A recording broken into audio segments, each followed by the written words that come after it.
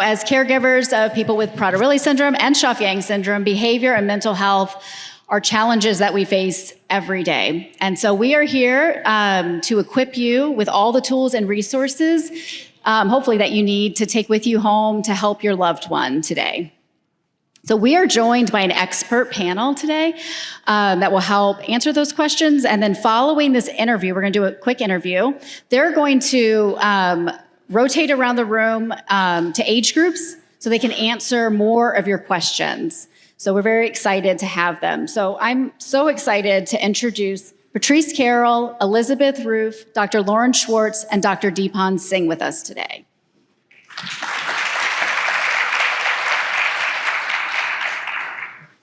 So first, would you each introduce yourselves and tell us a little bit about yourself and how long you've been working with people with Prader-Willi syndrome? Sure. My name is Patrice Carroll. I'm the director of PWS services at Latham Centers in Massachusetts, and I have been working with people with PWS for 25 years. I'm Elizabeth Roof, and I've been working with people with PWS for almost 30 years. I'm at Vanderbilt University, run a number of clinical trials, and have also done several social skills groups and other things looking at teens and adults with PWS. I'm Lauren Schwartz Roth, and I'm a psychologist and was on the faculty at the University of Washington for 30 years, working in the Department of Rehab Medicine with people with acquired physical disabilities. I also work as part of the research team with the foundation, overseeing the behavior and mental health research programs, and I have been parenting a person with Prader-Willi for 25 years. Hi, everyone. My name is Deepan Singh. I'm the vice chair of psychiatry at Maimonides Medical Center. I've been working with the PWS as a clinician as well as a researcher for over 10 years. Great. Can you all each provide us with a framework of what kind of questions you can answer when we go to the roundtables? Sure. I can answer any, hopefully, can answer any questions about challenging behaviors. Anything really you can think of, I've probably heard it. So anything about behaviors, bring it on. Mine is very similar, also challenging behaviors, issues with school training and teachers. If you've got other kind of psychiatric concerns, kind of what is something that is kind of normal for PWS, what is something that is worrisome and needs to be treated, those kinds of things. I can answer, I guess, parent questions, more general psychology questions. Impacts on siblings, those of you who heard that talk this morning. And also, several years ago, I did the mental health guidebook where I interviewed families whose loved one with Prader-Willi had had a serious mental health issue. And we learned a lot about kind of how to look for the signs and how to intervene, so I could answer questions in that arena. I think the best use of your time with me would probably be, since everyone's covered, there's some overlap, but probably medication management of behavioral problems or more complex behavioral conditions, or also things to expect in the future, psychiatrically, distinguishing more serious psychiatric issues from what could be more chronic and ongoing issues, those kind of questions. Well, y'all have these wonderful experts when you do the roundtable, so hopefully you'll get lots of questions answered. I wanted to talk about anxiousness and what, in your experience, it looks like in Prader-Willi syndrome, and how do we address anxiousness in PWS? Sure. I think that sometimes we increase anxiety when we're trying to manage challenging behaviors. What I mean by that is, you have a child who has a certain game or a TV show they love, someone at school they really connect with, the teacher, an aide that they want to spend one-to-one time with, something they love to do outside of the home, an activity. And what we say is, you can do those things if you refrain from this list of behaviors that we have deemed inappropriate. So the global understanding or formula of a quality of life is meaningful relationships, meaningful work, and leisure of your choice. That's for everybody, not PWS, for everybody. But what we do is we say, you can have this quality of life if you earn it. And I think we're doing a real disservice there. The more we give, the more we're going to get back. And I wonder what anxiety would look like if we stopped asking people with PWS to earn joy. If we allow them to have that quality of life without condition, I think we would see a decrease in self-injurious behavior, lack of motivation, disruptive behavior, all of those things that we don't want to see if we didn't make it conditional on their behavior. Because I think what we're seeing is a fear of losing or not being able to self-actualize. Wow, that was really great, Patrice. I'm like, oh, now I have to follow that. But I mean, and for me, the anxiousness is different. Like, it looks different. And so for some people with PWS, to me, it's kind of like a gerbil on a wheel, right? They get worked up about something, they go around and around and around. You two eventually start going around and around on that wheel with them, thinking, what am I doing here? And for a lot of parents, what we end up doing is we're actually making, like you said, the anxiety worse by constantly saying stuff like, how are you doing? How are you feeling? And it's like, I don't know about you guys, but if somebody asked me that, I'd be like, how am I feeling? I think I'm feeling really worried. And so I think it's really about sometimes not reinforcing that, not going on and on about some of those things, and finding ways for them to get out some of that kind of anxious energy that I think they have in other more productive ways. And I mean, obviously there's medications that can help with some of those things, but at the end of the day, it's really about environment. It's about finding the right fit for them to be able to understand what's going to happen, when it's going to happen, and how it's going to happen. And honestly, if those things are known to them, you see the anxiety go down exponentially. I think we live in a world that's fast-paced, everything's always moving, changing, and for them, it's like they're holding on for dear life, trying not to be like knocked off. And when they do get knocked off, you see this real increase in anxiety, and sometimes it can even lead to aggression. I think the storm has to pass so that they can kind of calm down, reset. It's a little bit like when your computer's not working.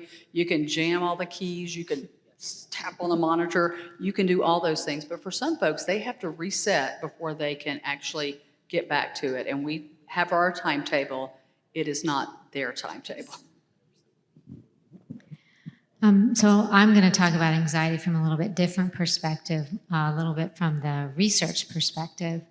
And I think anxiety and anxiousness is something that lots of our kids deal with for lots of reasons, as been mentioned. And one of the struggles is that a lot of times people will say, well, how do you define, what is it? Is it anxiety? Is it this? And so one of the things that we did as part of the Clinical Trials Consortium a few years ago was we got everybody together and we tried to come up with a consensus definition of what anxiousness is in Prader-Willi. Because if you want to be able to find treatments, you need to have a sort of uniform definition, and then you need to also have a way of measuring it. So we wrote a paper a few years ago about that has that, but I'm going to read you guys the definition that we came up with, see if this rings a bell. Excessive worry, tension, often related to food, schedules, routines, possibility of change, and people or items of special interest. And often looks like repetitive questioning, pacing, loud or fast talking, excessive body and hand movements, and skin picking. I think that captures it well. And then another thing we did was in collaboration with Levo Therapeutics a few years ago, who did the phase 2 carbetocin study. We worked to develop a questionnaire to specifically assess anxiety and distress in Prader-Willi called the PADQ. So if you want to be able to treat it, you have to be able to measure it. So, and the PADQ helps us do that. And I hope we find a treatment soon, or many treatments. Yeah, so similar to what Lauren specifically spoke about, it is a state of anxiety rather than an anxiety disorder, right? So in psychiatry and psychology, we are able to distinguish between trait anxiety versus state anxiety. So there, because of, and there are many reasons, but let's think about hyperphagia. Hyperphagia is the behavior that we see, but what's their inner experience? Their inner experience is of being in a state of starvation. They're hungry beyond what we can imagine, right? So imagine being hungry beyond what you've ever been, right? And then being expected to do your homework or have a normal conversation with your grandma, okay? You're gonna be in a state of anxiety. It looks like anxiety, it is anxiety, but it's not an anxiety disorder. That's why in order to make that distinction, we use the word anxiousness, or we can call it state anxiety. So that's important. So when you have a loved one with Prader-Willi syndrome who is appearing anxious, right? You, along with a clinician that understands PWS, can perhaps zero in on what is causing their state of anxiety. Thank you. I feel like having a child with Prader-Willi syndrome, I relate to everything you said, and it was great advice. Thank you. I know a lot of us are dealing with the behavior and at differing levels, and it's a lot. And we just don't know when it would be a time to have a behavior management plan in place or move to medication. So can y'all talk a little bit about that? Sure. I think I'm the least qualified to talk about medications, but I will say one thing. When you start to see that your child's challenging behavior is having an effect on the overall health of your family unit, I think that's the time to start looking into some things that could help manage that. And I agree with Patrice, this idea that if it's kind of localized, there's something you can do about it in the environment, be it a teacher or a class or something really specific where the kid is not doing well. You can manage the teacher or the environment or figure out things. Once it starts bleeding over into other areas, I know several people that did consults today talked about their kid as like a model citizen in school. They got it together, the teachers love them, and then they get off the bus and they just melt into a pile of goo because they just have been keeping it together all day. So I think once you get to the point, like you said, where it starts affecting your family, the relationships, and everybody does this thing, I've heard it at least 3 times today, I just don't want to do meds, Elizabeth, and I go, your kid takes growth hormone, your kid takes diabetes medications, like we have all these other things, and no one ever says, by golly, your pancreas should just make more insulin. We give you insulin, right? So there's nothing wrong with taking psych meds if they really do help modulate some of the stress response we see in people with PWS. And honestly, to me, it's cruel to withhold something that we know can be very effective. So that's when I think you do it, when it starts to become a problem across a lot of settings. Great advice, as usual. I would say that, again, when I did the mental health guidebook years ago and talked with parents, a lot of the advice that parents gave was don't wait too long to put your kids on medication if they're having really serious mental health issues. And I always think about for patients or clients, if they are not eating, not sleeping, not engaging in social kinds of things, and that's a change for them, it's going to be really hard for them to engage in a behavioral program. They may need medication first, and then they can benefit from a therapeutic program. Of course, trying to find a doctor who can prescribe the right medications is a big challenge. We only have one Deepan, right? We need to clone him. All right, I'm going to stop now. So I feel very strongly about what I'm going to say next, and there's no controversy in my head, okay? We need to really get away from the stigma against using medications that can address behavioral challenges. You have to think about it as any other man-made technology. Now, I can try to scream at you guys, but it's easier to use the mic. You can live without a fridge, you can live without your car, but would you want to, Elizabeth, would you want to drive from here back to Nashville, or would you prefer to walk? You would drive, right?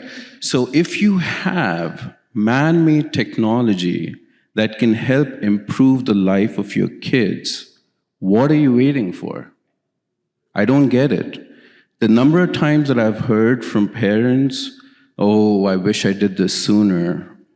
I mean, you know, it's really very, very, problematic. And it has to do with one thing, stigma against mental illness. And I'm telling you, who doesn't have that stigma? Your kids. They have no stigma against mental illness. They'll take a medicine, they'll feel better, and they'll say, Mom, I'm feeling better. I have no problem taking this. Stop talking about stopping it. All right? And I said, Mom, I'm sorry. Dad, all right? Or anyone. So please use it as technology. Now, the other thing, if any of you thinks that, oh, meds just didn't work, medication does not work for my kids. Medication is not one thing.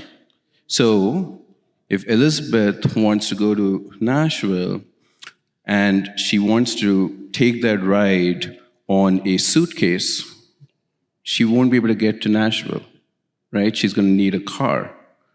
So or a fridge. So let me say that again. There are many different types of technology, right? There are many different types of medications. Would you say that technology doesn't work for me? I'm not going to use electricity because, my car didn't work for me? No, right? You would use the right technology for the purpose that you need, correct? So if one medicine doesn't work, there are other medicines that will. You can't give up on all man-made technology just because one technology did not work. Please treat it like any other technology that's at your service. Thank you. Good. Okay. So our last question is, what is one piece of advice that you want every parent in this room to know?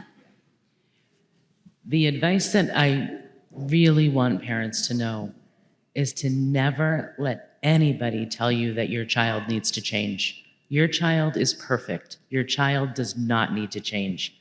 We need to change. We need to change the way we communicate. We need to change the way we teach. We need to change the environment that they're in. Your child does not need to change, and don't ever let anybody tell you that. That's great advice. And mine is kind of similar. This too shall pass. This idea that every crisis, every problem is just like never going to end. It's going to end, and sometimes a new problem emerges, right? And people aren't prepared for that. But at the same time, this idea, like when we get in our car, we don't put our hands at 10 and 2, put our foot on the gas, and just drive in a straight line. Within minutes, you've hit something or somebody. We all have to adapt and adjust to things as they change. So for people whose kids don't have hyperphagia right now, they're like, oh, I think I've avoided it. I'm like, well, you may have avoided it, or it just hasn't come yet. So same thing with anxiety, same thing with other things. You don't want to look for things that aren't there, but sometimes it's as clear as the nose on your face and people just choose to ignore it. So it really is about looking at the situation and knowing that even though you're upset and it's frustrating and it's scary, you've got professionals in your corner, you've got supports in your corner, and this too shall pass. Kind of on the same theme, one of the things I heard from a lot of the parents I talked to whose loved one with Prader-Willi struggled with serious mental illness is that sweet kid is still in there. Once they get treatment and medications can help and environmental changes can help, they go back to baseline.